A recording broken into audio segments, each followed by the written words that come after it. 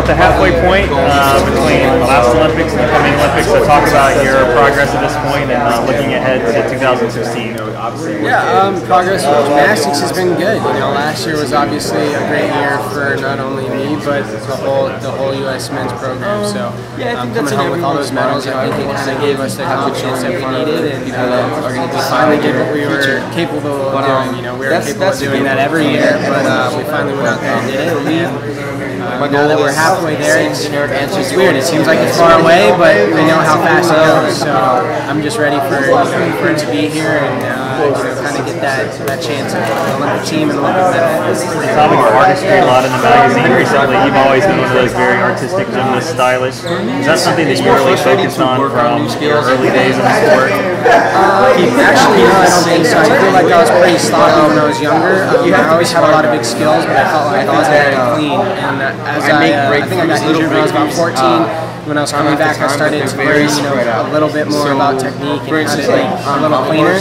And then it started to show up. And when it did, people kind of noticed it. And once I realized other people noticed it, that's when I really took it to heart and made sure I tried it in practice. Now I'm getting older, and I know that's part of my gymnastics. And then you gotta, you always keep thinking about that, because if you stop thinking about it, it starts to go away. So it is something I continue to think about now. Right. On floor, you can do just about any pass there is to do. How many different passes do you think you've trained on over the course of your career?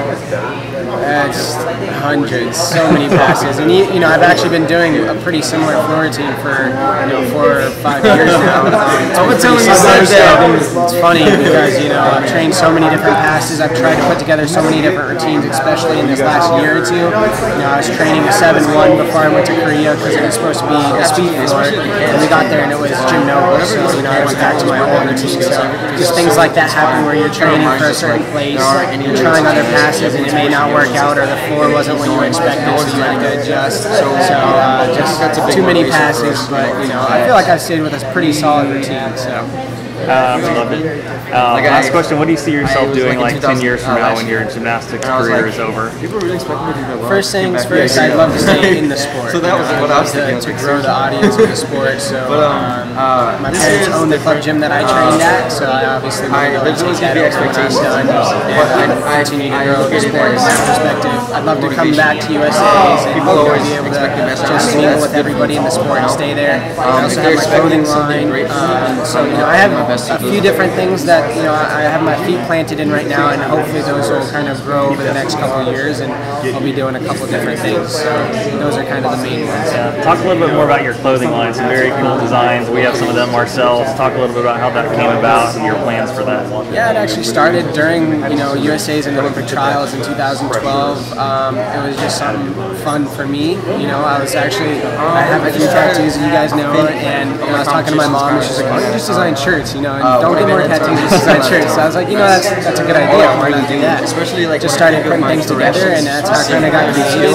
And I actually now have a booth here this year for the first time at Congress, and partnered with some friends in Florida that they're going to be helping me with it. So it's been growing ever since, and I hope it just continues to keep doing that. So if people want to check out your designs or buy something, where should they go? Go to mesoclothing.com.